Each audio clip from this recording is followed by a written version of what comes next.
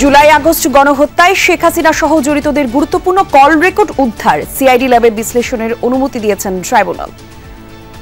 Uniqueness যেটাকে আমরা DNA বলি, সেগুলো সঠিক কিনা কিংবা সাবেক প্রধানমন্ত্রীর ভয়েস কিনা, এই সংশ্লিষ্ট বিষয়ে আমরা কোর্টে নির্দেশনা চেয়েছি। আমরা ফাঁস হওয়া সহ আরও অনেকগুলো অডিও রেকর্ড আমরা জব্দ করেছি, সেগুলোর বিষয়ে কাজ চলছে। সেনাবাহিনীর তত্ত্বাবধানে হল নির্মাণের দাবিতে জগন্নাথ বিশ্ববিদ্যালয়ে কমপ্লিট শাটডাউন, মেইন গেটে তালা ঝুলিয়ে দিয়েছে শিক্ষার্থীরা। চাঁপাইনবাবগঞ্জের সীমান্ত এলাকায় এখনো থমথমে পরিস্থিতি, সতর্ক অবস্থানে রয়েছে বিজিবি, নজরদারি নিশ্চিতে রাতেও জারি রাখে টহল। 150 গজের মধ্যে কোনো ধরনের কনস্ট্রাকশন বা যে কোনো কাজ করতে হয় এটা বিজিবির পারমিশন লাগবে। তো ওরা যে কাজটা করছিল এটা একান্তই 100 গজের মধ্যে, তো 100 গজের মধ্যে কাজ করতে হলে তো এটা অবশ্যই আমাদের পারমিশন লাগবে। পুনর্বহালের দাবিতে সচিবালয়ের সামনে চাকরিচ্যুত এসআইদের অবস্থান, কর্তৃপক্ষের আশ্বাস বাস্তবায়ন না হওয়ায় হতাশা। আমাদেরকে আশ্বস্ত করে পাঠিয়ে দিয়েছিলেন, আমরা ওনার কথা আশ্বস্ত হয়ে চলে গেছিলাম, কিন্তু আমরা এখন পর্যন্ত কোনো রেজাল্ট পাই নাই। একটাই দাবি যে আমাদের চাকরিতে পুনর্বহাল করা হোক এবং আমাদের যারা ব্যাচমেট আছে সারদাতে এখনো ট্রেনিংরত আছে, পাসিং আউট হয়নি, ওদের সাথে একসাথে আমরা পাসিং আউট করে আমরা থানায় একসাথে জয়েন করতে চাই। নজিরবিহীন ভ্যাট বৃদ্ধিতে জীবনযাত্রায় ছন্দপতন, ভোক্তা চাহিদার লাগাম টানায় কমেছে বিক্রি, ন্যায্যতার ভিত্তিতে সিদ্ধান্ত নেয়নি সরকার, মত বিশ্লেষকদের।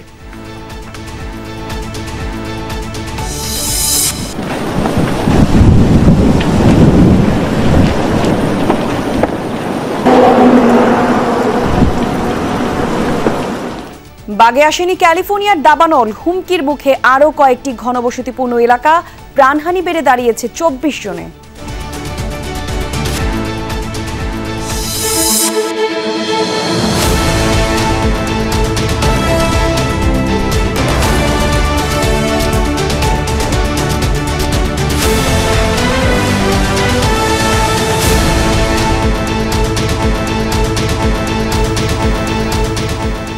দুপুরের বাংলাদেশে আমন্ত্রণ সবাইকে, সাথে আমি জান্নাতুল কলি আছি। শিরোনাম দেখছিলেন। জুলাই আগস্ট গণহত্যায় সাবেক প্রধানমন্ত্রী শেখ হাসিনা সহ জড়িত অনেকের গুরুত্বপূর্ণ কল রেকর্ড হাতে পেয়েছে আন্তর্জাতিক অপরাধ ট্রাইব্যুনালের প্রসিকিউশন। কল রেকর্ডগুলো বিশ্লেষণের জন্য সিআইডি ল্যাবে পাঠানোর অনুমতি দিয়েছে ট্রাইব্যুনাল, জানিয়েছেন chief prosecutor advocate Tajul Islam. এক ব্রিফিংয়ে তাজুল ইসলাম জানান, কল রেকর্ডের পাশাপাশি পাওয়া গেছে ভিডিও ফুটেজ এবং টেক্সট মেসেজ। প্রসিকিউটর আরও বলেন, আইন অনুযায়ী এ বিষয়ে ব্যবস্থা নেওয়া হবে। এর আগে ডিজিটাল টিমের প্রসিকিউশনের ডিজিটাল ফরেন্সিক বিশেষজ্ঞ তানভীর হাসান জোহা জানিয়েছেন, ওই এভিডেন্সে গুমের ঘটনায় গুরুত্বপূর্ণ তথ্য প্রমাণও পাওয়া গেছে। এদিকে ট্রাইব্যুনালে শহীদ আবু সাইদের পরিবার আনুষ্ঠানিকভাবে অভিযোগ করেছে বলে জানান চিফ প্রসিকিউটর। আমরা যখন কোর্টে পিটিশন দেই, একটা মামলার সোর্স ধরে দেই না, তো যে মামলার সোর্সে আমরা পিটিশনটা দিয়েছি সেই মামলার 1 নম্বর আসামি হচ্ছেন শেখ হাসিনা, বা ওই মামলার আসামি হচ্ছেন শেখ হাসিনা। তো শেখ হাসিনার মামলায় যখন তথ্যপত্র আমি পাবো, সেই তথ্যপত্র যখন পিটিশন কোনো কিছু মুভ হবে ওনার নামেই হবে, কারণ এই মামলাটা তো জানেন যে বিস্তৃত সারা বাংলাদেশ জুড়ে। সুতরাং মামলাতে কোনো কিছুই যখন আমরা করবো ওই মামলার রেফারেন্স থাকবে, এটাই স্বাভাবিক। দ্যাট ডাজ নট মিন যে সবকিছুই ওনার বক্তব্যই টেস্ট করা হচ্ছে, নট দ্যাট। এই মুহূর্তে আন্তর্জাতিক অপরাধ ট্রাইব্যুনালে আছেন সহকর্মী আশিক মাহমুদ, সরাসরি তার কাছে যাচ্ছি। আশিক, একটু জানতে চাই, কল রেকর্ডে কি ধরনের তথ্য পাওয়া গিয়েছে, এ বিষয়ে কোনো আভাস দিয়েছে কিনা চিফ প্রসিকিউটর? একই সাথে ট্রাইব্যুনালে শহীদ আবু সাইদের পরিবার কি বলেছে জানতে পেরেছেন?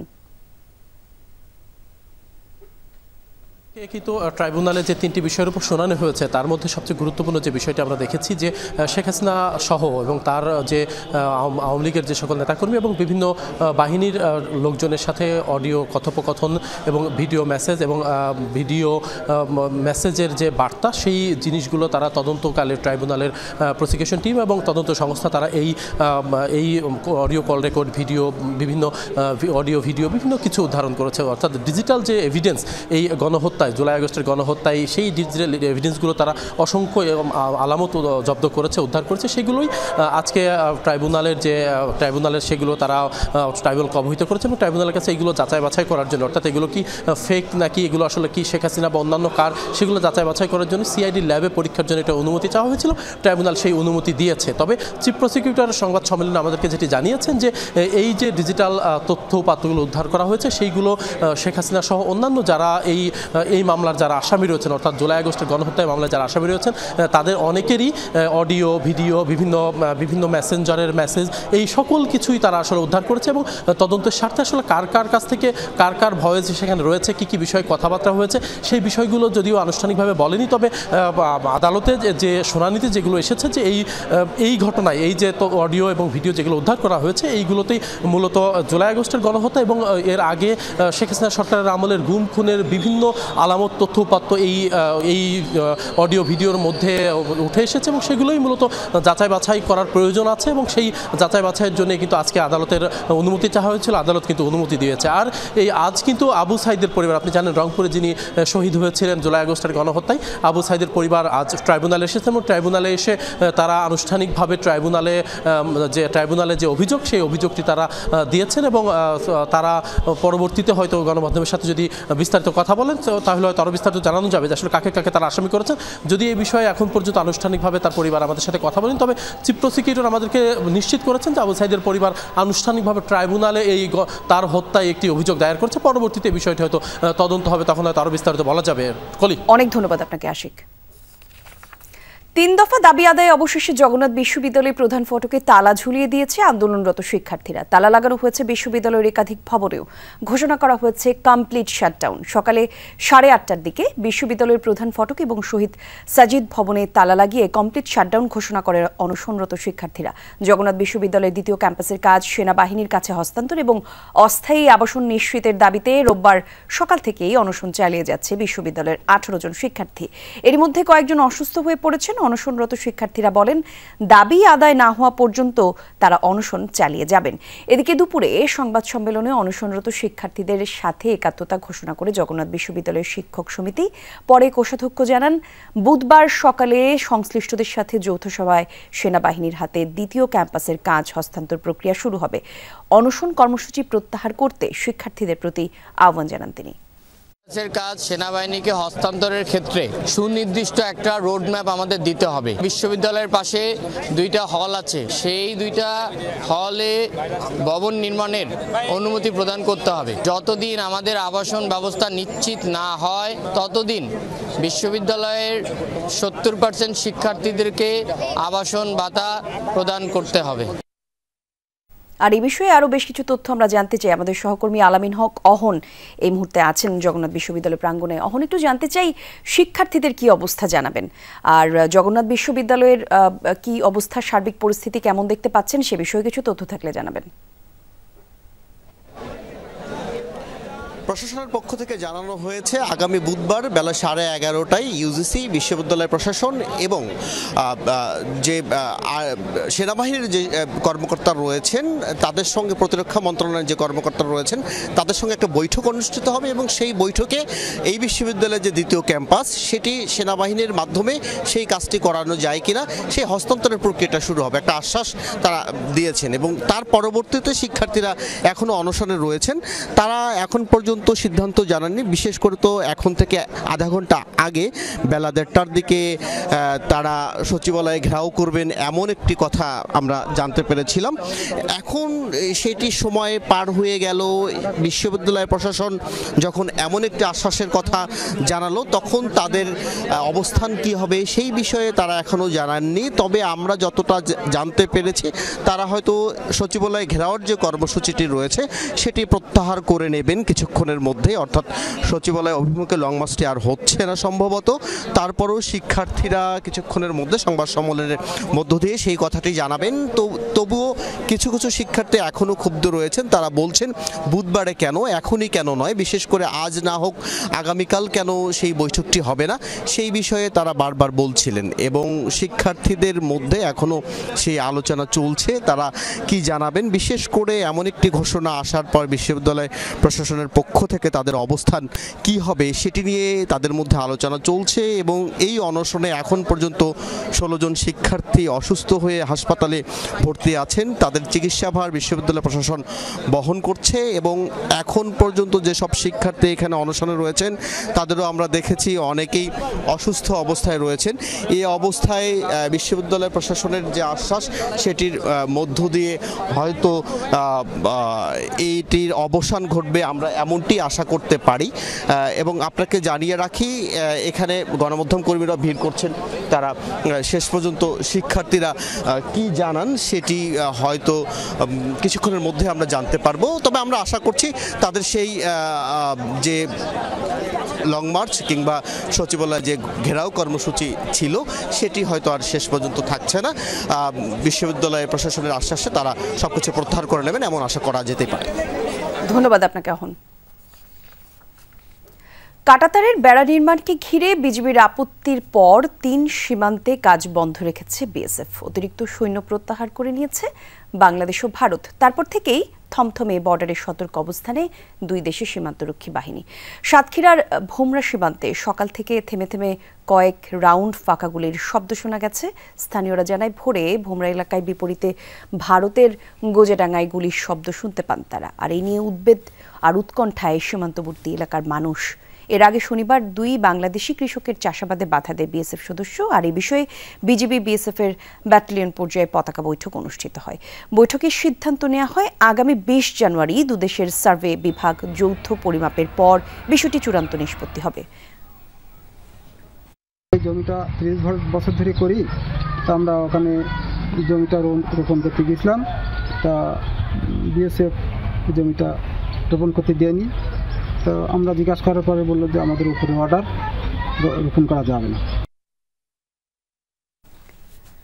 বিজিবির বাধায় কাঁটাতারের বেড়া স্থাপন করতে না পেরে লালমনিরহাটে দহগ্রাম সীমান্ত থেকে অতিরিক্ত সৈন্য সরিয়ে নিয়েছে বিএসএফ। এরপর বিজিবিও তাদের অতিরিক্ত জওয়ানদের প্রত্যাহার করে নেয়। তবে নিরাপত্তা ব্যবস্থা টহল জোরদার করা হয়েছে। কিছুটা শঙ্কা নিয়ে হলেও কৃষক কাজ শুরু করেছে প্রান্তিক চাষিরা। আর গত শুক্রবার পাটগ্রাম উপজেলার দহগ্রাম সীমান্তের ওপারে ভারতের শূন্যরেখা বরাবর খিতিরপাড়া গ্রামে কাঁটাতারের বেড়া স্থাপন শুরু করে বিএসএফ সদস্যরা।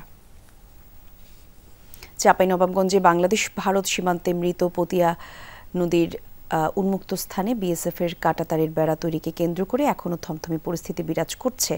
সতর্ক অবস্থানে আছে দুই দেশের সীমান্তরক্ষী বাহিনী। তবে বেড়া তৈরির কাজ এখনও বন্ধ রেখেছে বিএসএফ। রোববার রাতে টহল দিয়ে পরিস্থিতির নজরে রাখে বিজিবি। বিশ্বনাথপুর এবং ভারতের পশ্চিমবঙ্গের মালদা জেলার বৈষ্ণবনগর থানায় সুখদেবপুর সীমান্তবর্তী এলাকায় এই বেড়াকে তৈরি করে কেন্দ্র করে শুরু হয় উত্তেজনা। ওরা অ্যাকচুয়ালি ভাবতে চায় যে আমাদের শক্তি অনেক বেশি, এটা আমাদের ক্ষুদ্র একটা দেশ। আমাদের যতক্ষণ শ্বাস আছে ততক্ষণ পর্যন্ত আমাদের মাতৃভূমি আমাদেরই থাকবে এবং এর জন্য জীবন দিতে হলে আমরা সবসময় প্রস্তুত আছি। সব ধরনের প্রস্তুতি আছে। সবচেয়ে বড় প্রস্তুতি হচ্ছে মনোবল এবং আমি কতটুকু আন্তরিকতার সাথে কাজ করি, দায়িত্বটা পালন করি। তো আমি সেই ক্ষেত্রে বলবো আমার বিজিবি সেই দিক দিয়ে অনেক এগিয়ে আছে। চাঁপাইনবাবগঞ্জের চৌকা সীমান্তে রয়েছেন সহকর্মী আব্দুল্লাহ তুহিন, সরাসরি আমাদের সঙ্গে যোগ দেবেন তিনি। তুহিন, একটু জানাবেন কি পরিস্থিতি দেখতে পাচ্ছেন এখন সীমান্তে, সার্বিক নিরাপত্তার বিষয়ে জানাবেন একটু।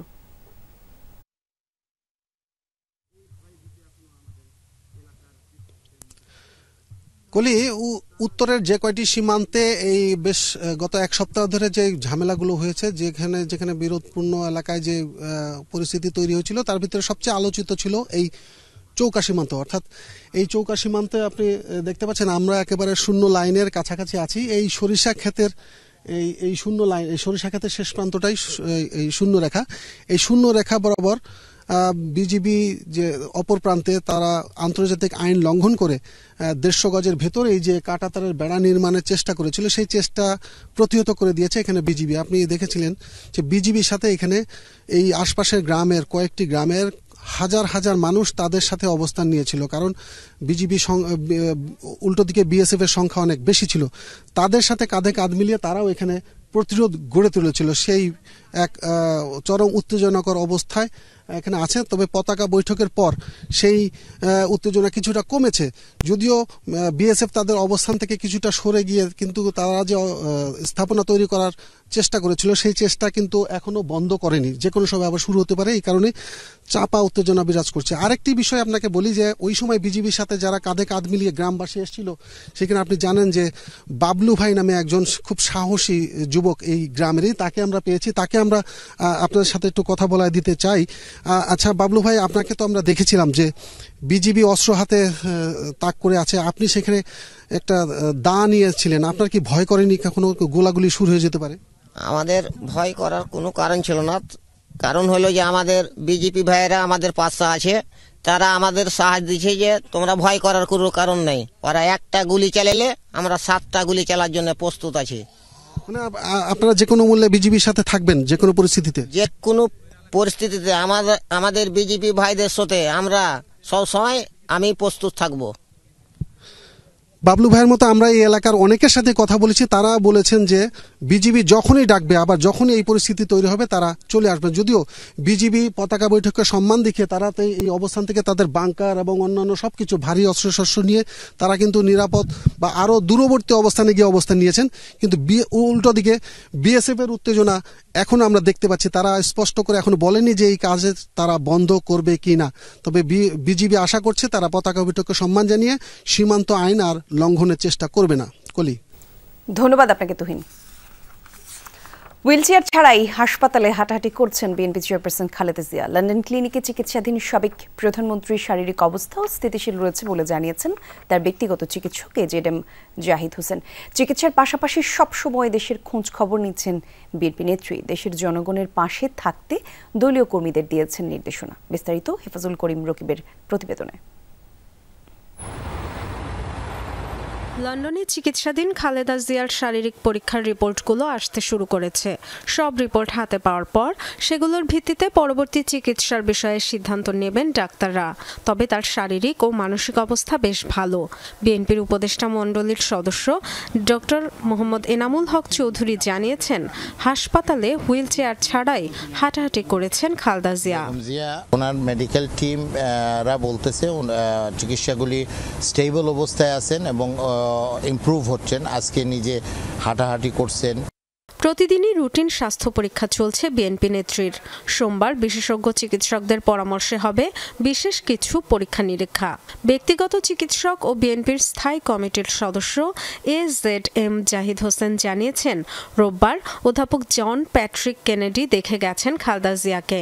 এই বিশেষজ্ঞ চিকিৎসকের অধীনেই লন্ডন ক্লিনিকে চিকিৎসা চলছে তার।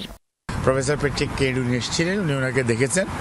ফিজিওথেরাপি যেটা দেওয়া হয় সেটা ওনারা দিয়েছেন এবং পরবর্তীতে উনি ফিজিওথেরাপি নেওয়ার পর মোটামুটি উনি ভালো আছেন। এবং আমাদের যে দলের ভারপ্রাপ্ত চেয়ারম্যান জনাব তারেক রহমান সাহেব, ওনার সহধর্মিনী ডক্টর জুবাইদা রহমান, ওনারাও এসছেন।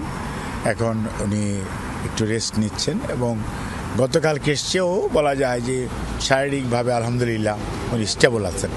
খালেদা জিয়াকে দেখতে গিয়েছিলেন যুক্তরাজ্য বিএনপির সাধারণ সম্পাদক কয়সার এম আহমদও। দেশবাসীর কাছে বিএনপি নেত্রীর সুস্থতার জন্য দোয়া চেয়েছেন তিনি। আপনাদের মাধ্যমে দেশে বিদেশে সবার কাছে আবারও দোয়া চাচ্ছি। আলহামদুলিল্লাহ মানসিকভাবে উনি অনেকটা ভালো, কারণ ভারপ্রাপ্ত চেয়ারম্যান মহোদয়, ওনার সহধর্মিনী ডাক্তার জুবাইদা রহমান, ওনার নাতনিদেরকে দেখে উনি খুব ভালোই আছেন। প্রতিদিনের মতো রোববারও স্থানীয় সময় দুপুরে বাড়িতে তৈরি খাবার নিয়ে হাসপাতালে মাকে দেখতে যান তারেক রহমান ও পুত্রবধূ ডাক্তার জোবাইদা রহমান। এ সময় সাংবাদিকরা খালেদা জিয়ার শারীরিক অবস্থা সম্পর্কে জানতে চাইলে মায়ের জন্য দোয়া চান তিনি। লিভার সিরোসিস, কিডনির সমস্যা, হৃদরোগ সহ নানা জটিলতা নিয়ে উন্নত চিকিৎসার জন্য গত বুধবার লন্ডন যান ৭৯ বছর বয়সী সাবেক প্রধানমন্ত্রী। ডরথি তাস্ট্রিন, যমুনা নিউজ। চাকরিতে পুনর্বহালের দাবিতে সচিবালয়ের সামনে অবস্থান কর্মসূচি পালন করছেন পুলিশের 40তম ব্যাচের শিক্ষানবিশ 321 এসআই। তারা বলছেন, চাকরি পুনর্বিবেচনার বিষয়ে স্বরাষ্ট্র সচিব আশ্বাস দিলেও এক্ষেত্রে কোনো অগ্রগতি নেই। সকালে প্রথমে সচিবালয়ের সামনে তৃতীয়বারের মতো সড়কে অবস্থান নেন আন্দোলনরত এসআইরা। 6 জানুয়ারি স্বরাষ্ট্র সচিব ডক্টর নাসিমুল গনির সাথে চাকরি পুনর্বহালের দাবিতে সাক্ষাৎ করেছিলেন সে, আর সে সময় স্বরাষ্ট্র সচিব তাদের দাবি বিবেচনার আশ্বাস দিয়েছিলেন। এর ভিত্তিতে আন্দোলন 12 জানুয়ারি পর্যন্ত স্থগিতের সিদ্ধান্ত নিয়েছিল চাকরিচ্যুত শিক্ষানবিশ এসআইরা, কিন্তু এক্ষেত্রে কোনো অগ্রগতি না হওয়ায় আবারও অবস্থান কর্মসূচিতে নেমেছেন আন্দোলনরত 321 এসআই। বাদপড়া ক্রেডিট এসআইরা দাবি করেন, শৃঙ্খলা ভঙ্গের যে অভিযোগ তাদের বিরুদ্ধে তোলা হয়েছে সেটা সঠিক ছিল না। বহিষ্কারাদেশ প্রত্যাহার করে অবিলম্বে নিয়োগের দাবি জানিয়েছেন তারা। সচিব স্যার তো বলেছিলেন আগে, আমরা যখন 5-6 তারিখে মানববন্ধন করেছিলাম, যে উনি আমাদের বিষয়টা দেখবে, আমাদেরকে আশ্বস্ত করে পাঠিয়ে দিয়েছিলেন। আমরা ওনার কথা আশ্বস্ত হয়ে চলে গেছিলাম, কিন্তু আমরা এখন পর্যন্ত কোনো রেজাল্ট পাই নাই। যদি উচ্চবিত্ত হতাম তাহলে কখনোই আমরা সাব ইন্সপেক্টরের মতো চাকরিতে আমরা যাইতাম না। আমরা একদম নিম্নবিত্ত গরিব জন্য কিন্তু আমরা এই ট্রেনিংটা করেছি কষ্ট করে একটা বছর। একটাই দাবি যে আমাদের চাকরিতে পুনর্বহাল করা হোক এবং আমাদের যারা ব্যাচমেট আছে সারদাতে এখনো ট্রেনিংরত আছে, পাসিং আউট হয়নি, ওদের সাথে একসাথে আমরা পাসিং আউট করে আমরা থানায় একসাথে। তথ্যগোপন সহ নানা অনিয়ম করে পূর্বাচলে 10 কাঠা করে প্লট নেয়ার অভিযোগে শেখ হাসিনা এবং তার ছেলে ববি এবং মেয়ে আজমিনার বিরুদ্ধে 3টি মামলা করেছে দুদক। এ বিষয়ে ব্রিফ চলছে, আমরা সরাসরি যাচ্ছি সেখানে। আপনাদের এই মামলায় আসামির সংখ্যা 16। আপনাদের সকলকে অনেক ধন্যবাদ।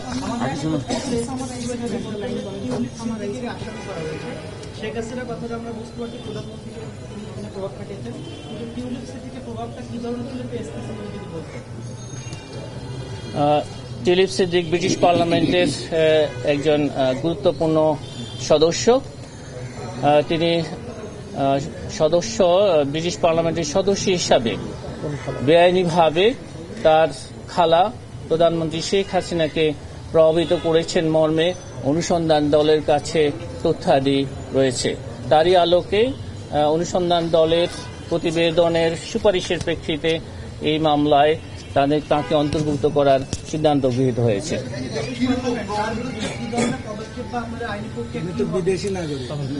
কি প্রক্রিয়ায় হয়েছে এবং এই বিষয়ে এজাহারে বিস্তারিত বর্ণনা রয়েছে, আপনারা সেখান থেকে সব তথ্য পাবেন। এবং তদন্তকালে শুধু তিনি নন, আরো কারো যদি সংশ্লিষ্টতা পাওয়া যায় সেই বিষয়েও এখানে অন্তর্ভুক্ত হবে। আপনাদের সকলকে অনেক ধন্যবাদ।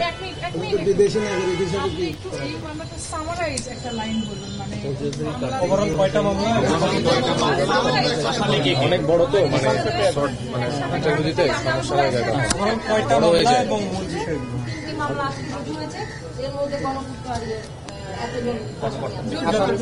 প্রথম মামলা এত জনাসামী, দ্বিতীয় মামলা এত জনাসামী, তৃতীয় মামলা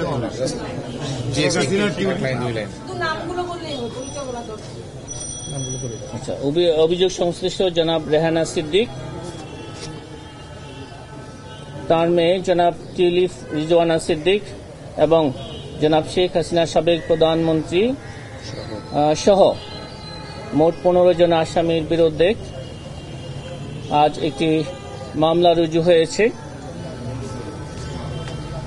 অভিযোগ সংশ্লিষ্ট জনাব রাদওয়ান মুজিব সিদ্দিক, তার বোন জনাব টিউলিপ রিজওয়ানা সিদ্দিক এবং জনাব শেখ হাসিনা সাবেক প্রধানমন্ত্রী সহ মোট 16 জন গৃহায়ন ও গণপূর্ত মন্ত্রণালয়ের কর্মকর্তা এবং রাজুকের কর্মকর্তাদের বিরুদ্ধে বেআইনিভাবে ক্ষমতার অপব্যবহার পূর্বক রাজুকের পূর্বাচল প্রকল্পের প্লট বরাদ্দের অভিযোগে আরো একটি মামলা রুজু করা হয়েছে। 16 জন। পরিবর্তন আছে এখানে, সংশ্লিষ্ট নথিতে যাদের যাদের সম্পৃক্ততা ছিল তাদের নাম এখানে এসেছে। নাম একই থাকতে পারে এবং নামের ক্ষেত্রে পরিবর্তনও রয়েছে। কথা বলছিলেন দুদকের মহাপরিচালক আক্তার হোসেন। আমরা শুনছিলাম তার কথা। যাচ্ছি পরের খবরে। নিজের তৈরি আইনের দোহাই দিয়ে শেখ হাসিনা আর তার পরিবার দেশের যেখানেই ইচ্ছা সেখানেই জমি দখল করেছেন, এমন অভিযোগ করেছেন বিএনপির সিনিয়র যুগ্ম মহাসচিব রুহুল কবির রিজভী। বলেন, শুধু পূর্বাচলেই শেখ হাসিনা নিজের পরিবারের নামে 60 কাঠা জমি দখল করেছেন। সকালে নয়াপল্টনে খালেদা জিয়ার রোগ মুক্তি কামনায় জাতীয়তাবাদী রিকশা, অটো, ভ্যান চালক শ্রমিক দল আয়োজিত দোয়া মাহফিলে এসব কথা বলেন তিনি। রিজভী বলেন, দেশের সকল সম্পদ লুট করে নিজের আঁচলের নিচে রেখেছিলেন স্বৈরাচার শেখ হাসিনা। বিভিন্ন প্রকল্পের নামে দেশ থেকে 80,000 কোটি টাকা পাচার করেছে তার পরিবার। শেখ হাসিনার আমলে সীমান্তে ভারতের কাঁটাতারের বেড়া ধরার ঘটনার সমালোচনা করেন বিএনপির এই নেতা। বাংলাদেশের যে কোনো জায়গায় যে কোনো সম্পত্তি যেটা ভালো মনে করেছে, শেখ হাসিনার পছন্দ হয়েছে, সেটাকেই সে আত্মসাৎ করেছে একটা কি বলে যে নামমাত্র একটা আইনি কাঠামোর মধ্যে। আইনি কাঠামোটা কি? শেখ হাসিনাকে তৈরি করা। 80,000 কোটি টাকা শেখ হাসিনা এবং তার পরিবারের নামে বাংলাদেশ থেকে পাচার হয়েছে। জামাতের সঙ্গে বিএনপির কোনো বিরোধ নেই বলে মন্তব্য করেছেন জামায়াত ইসলামের নায়েবে আমির ডাক্তার সৈয়দ আব্দুল্লাহ মোহাম্মদ তাহের। সকালে মগবাজারে ব্রাজিলের রাষ্ট্রদূত পাওলো ফার্নান্দেজ দিয়াস ফারেসের সাথে জামায়াতের আমির ডাক্তার শফিকুর রহমানের সৌজন্য সাক্ষাৎ শেষে এসব কথা বলেন নায়েবে আমির। তিনি বলেন, বিএনপির সঙ্গে কোনো দূরত্ব আছে বলে মনে করেন না জামায়াত। বিএনপির সাথে একসঙ্গে কাজ করবে তার দল। জামায়াতের নায়েবে আমির জানান, বাংলাদেশে ব্রাজিলের কোনো বিনিয়োগ না থাকায় এদেশে বিনিয়োগের আহ্বান জানানো হয়েছে। এই বৈঠকের উপরে প্রথমে ব্রাজিলিয়ান অ্যাম্বাসেডর এবং তার এখন এই বৈঠকের উপরে প্রথমে বিএনপির সাথে আমাদের তেমন কোনো বিরোধ নেই, মত পার্থক্য নেই। ছোট ছোট ইস্যুগুলোতে কেউ কেউ ফেরি ফেরি বা সাইডে কথা বলছেন, সেটা এত ধর্তব্য বিষয় নয়। বিএনপির নজরুল ইসলাম খান সাহেব, মাননীয় সেক্রেটারি জেনারেল ওদের ফোর্সেন সাহেব ভেরি ক্লিয়ারলি বলেছেন যে জামাতের সাথে আমাদের কোনো বিরোধ নেই, আর জামাত এটা ফিল করে না যে বিএনপির সাথে আমাদের কোনো গ্যাপ আছে। We are working together. Chattogram আদালত প্রাঙ্গণে চিন্ময় কৃষ্ণ দাসের শুনানির দিন পুলিশের উপর হামলা এবং ভাঙচুরের মামলায় আত্মসমর্পণের পর 63 আসামির জামিন মঞ্জুর করেছে বিচারক। আত্মসমর্পণকারীরা সবাই আইনজীবী। দুপুরে জেলার অতিরিক্ত চিফ মেট্রোপলিটন ম্যাজিস্ট্রেট সরকার হাসান শাহরিয়ার এর আদালতে এই রায় হয়। আর শুনানির শেষে আসামি পক্ষের আইনজীবীরা সন্তুষ্টি প্রকাশ করলেও আদালত চত্বরে বিক্ষোভ করে বাদী পক্ষের আইনজীবীরা। অনাকাঙ্ক্ষিত পরিস্থিতি নিয়ন্ত্রণে আদালত জুড়ে নেওয়া হয়েছে কঠোর নিরাপত্তা ব্যবস্থা। র্যাব পুলিশের পাশাপাশি আদালতে মোতায়েন ছিল বিপুল সংখ্যক পুলিশ সদস্য। এর আগে গত 26 নভেম্বর আদালত চত্বরে পুলিশের উপর হামলা এবং ভাঙচুরের ঘটনায় কোতোয়ালি থানায় 116 জনকে আসামি করে মামলা করা হয়। হত্যাকাণ্ডের মামলা আলিপের বাবা তিনি একটা করেছেন, আর পুলিশ বাদী হয়ে আরো 3টা মামলা করছে। এই মামলাটা করেছে একজন ব্যক্তি যিনি ঘটনা দেখে নাই, ভাঙচুরের মামলা। এখানে 63 জন আইনজীবীকে সম্পৃক্ত করা হয়েছে যারা ঘটনার সাথে সম্পৃক্ত না। এই মামলায় আজকে এজাহার নামিয়ে মোট 116 জন আসামি ছিল। 1 থেকে 31 নম্বরের আসামি হত্যা মামলার আসামি, বাকি 32 থেকে 73 জন হচ্ছে আইনজীবী যারা সনাতনী ইসকনের দোসর, ইসকনের সন্ত্রাসী, যারা আলিপ হত্যাকাণ্ডের সাথে প্রত্যক্ষ এবং পরোক্ষভাবে জড়িত ছিল। বাজারে স্পষ্ট হয়েছে শুল্ক বৃদ্ধির নেতিবাচক প্রভাব। পণ্য এবং সেবায় গুনতে হচ্ছে বাড়তি অর্থ, আর কমেছে বিক্রি। চাহিদার লাগাম টেনেছে ভোক্তা। নজিরবিহীন ভ্যাট বৃদ্ধিতে জীবনযাত্রায় ঘটেছে ছন্দপতন। IMF এর চাপে হঠাৎ করে এমন শুল্ক বৃদ্ধি করা কতটা নৈতিক? বিকল্প কি আর কোনো উপায় ছিল না? বিশ্লেষকরা বলছেন, কোনো পক্ষের সাথে আলোচনা ছাড়া এমন সিদ্ধান্ত টেকসই পন্থা নয়। এর ফলে মূল্যস্ফীতি উস্কে যাবে, আরও কঠিন হবে জীবনযাত্রা। এতদিন আমদানি নির্ভর প্রতি কেজি আপেল, কমলা কিংবা মাল্টার জন্য সরকারকে শুল্ক কর দিতে হতো 101 টাকা, কিন্তু ঢালাও শুল্ক বৃদ্ধির ফলে এখন দিতে হচ্ছে 116 টাকা। গেল বৃহস্পতিবার রাতে আমদানি নির্ভর ফলে শুল্ক কর বাড়িয়ে দেবার পর ফলের বাজারে শুরু হয়েছে অস্থিরতা। রাজধানীর বাজারে কেজিতে সব ধরনের ফলের দাম বেড়েছে 50 টাকা পর্যন্ত। ক্ষুব্ধ প্রতিক্রিয়া জানিয়েছে ক্রেতা বিক্রেতা। এইভাবে যদি ফলের দাম বাড়ে, আমরা যারা মধ্যবিত্ত ফ্যামিলি আছি, আমাদের বাচ্চা কাচ্চাকে তো ফল ফ্রুট খাওয়াইতে পারবো না। গ্রিন অ্যাপেল কালকে কিনছি হলো 5100 টাকা, আজকে সেই গ্রিন অ্যাপেল 5500 টাকা একদম, তাও কোনো কথা বলতে দেয় না। রেস্তোরাঁগুলোতে কার্যকর হয়েছে ভ্যাটের নতুন হার। 100 টাকা খেলে ভোক্তাকে এখন দিতে হচ্ছে বাড়তি 15 টাকা। এতে ক্রেতা বিক্রেতার মধ্যে তৈরি হচ্ছে বিতণ্ডা। এই যে মূল্যস্ফীতি, যে আমরা যে ধুকে ধুকে আমরা মরে যাচ্ছি, ধুকে ধুকে যে আমরা আমাদের ব্যবসা করতে পারছি না, সেইখানে কোনো নজর তো নাই। তারপরে দেখা যাচ্ছে মরার উপরে খড়ার ঘা, আমাদের উপরে 15% ভ্যাট চাপিয়ে দেয়া। 3 গুণ ভ্যাট কার সাথে কথা বলে ওনারা ইম্পোজ করেছে? আমরা তো স্টেক হোল্ডার।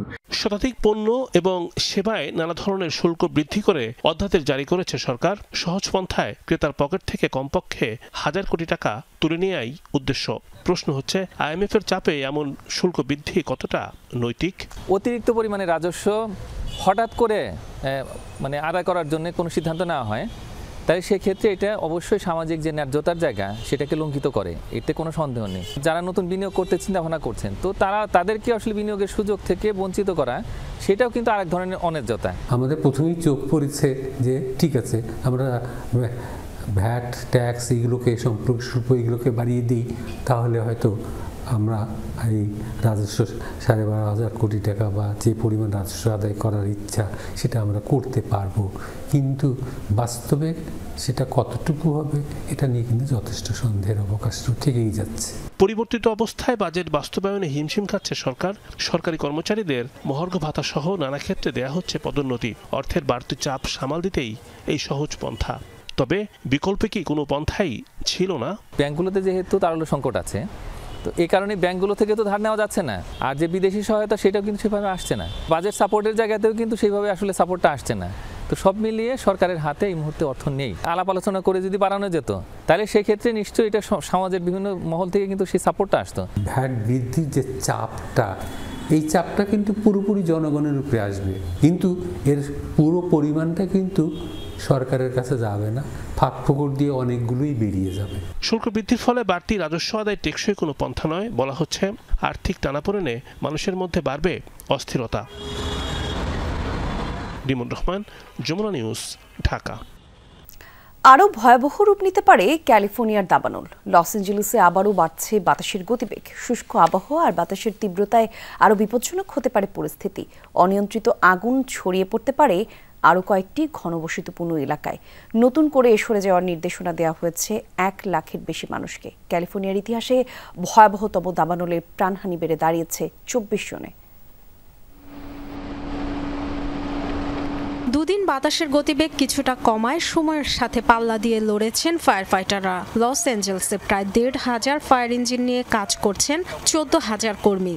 যোগ দিয়েছে ন্যাশনাল গার্ডের 2,500 সদস্য। আগুন নিয়ন্ত্রণে ব্যবহার করা হচ্ছে 84টি এয়ারক্রাফট। খুব সামান্য কয়েকটি এলাকায় কিছুটা সাফল্যও পেয়েছে, তবে এখনও জারি রয়েছে রেড ফ্ল্যাগ। রোববার স্থানীয় সময় রাত থেকে আবার বাড়তে শুরু করেছে বাতাসের তীব্রতা। যুক্তরাষ্ট্রের ন্যাশনাল ওয়েদার সার্ভিস NWS সতর্ক করেছে, মঙ্গলবার নাগাদ ঘন্টায় 96 কিলোমিটার গতিতে প্রবাহিত হতে পারে শুষ্ক বায়ু সান্টা আনা। অ্যাটনে বাড়ি বাড়ি গিয়ে অনুসন্ধান চালানো হয়েছে। দুর্ভাগ্যজনকভাবে সেখানে 3 জনের মরদেহ পাওয়া গেছে। উদ্ধার অভিযান চলবে, আর সেই সাথে প্রাণহানি বৃদ্ধির শঙ্কা রয়েছে। বুধবার পর্যন্ত রেড ফ্ল্যাগ জারি থাকবে। সান্টা অ্যানা আরও শক্তিশালী হয়ে মঙ্গলবার নাগাদ সর্বোচ্চ গতিতে পৌঁছাবে। এরই মধ্যে নতুন কয়েকটি স্থানে ছড়িয়েছে আগুন। এক মুহূর্তের নোটিশে ঘর ছাড়তে হতে পারে আরও 1,92,000 মানুষকে। ঘনবসতিপূর্ণ ব্রেন্টউড এবং সান ফার্নান্দো ভ্যালির দিকে অগ্রসর হওয়ায় নিরাপদ আশ্রয়ে যেতে বলা হয়েছে 1,05,000 মানুষকে। প্রস্তুত থাকতে বলা হয়েছে আরও 87,000 বাসিন্দাকে। 30 বছর ধরে ওই বাড়িতে ছিলাম। আমাদের সব শেষ হয়ে গেছে, সব হারিয়েছি। ফায়ার ফাইটাররা প্রতিটি বাড়িতে গিয়ে নিশ্চিত হচ্ছেন সবাই বের হয়েছেন কিনা। বিমানের মাধ্যমে সরিয়ে নেওয়া হচ্ছে।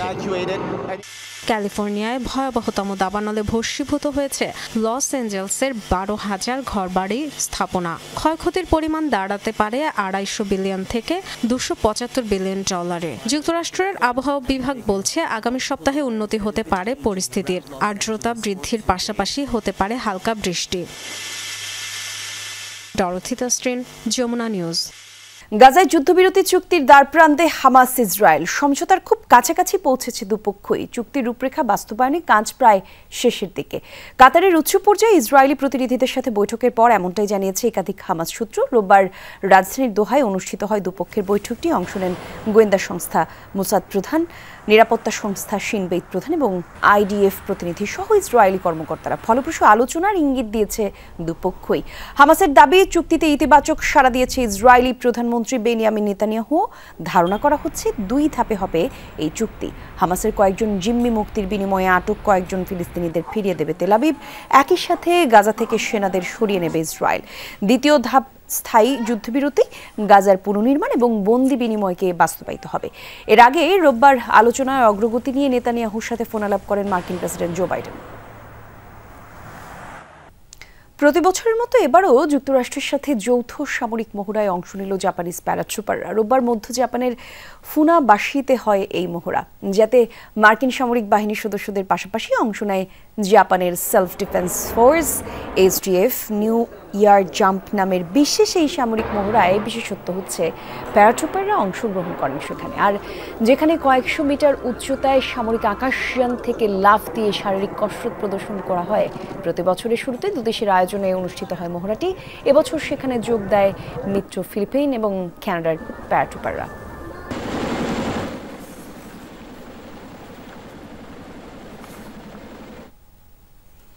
ভয়াবহ ভূমিধস হয়েছে ব্রাজিলের মিনা জেরাইজ প্রদেশে।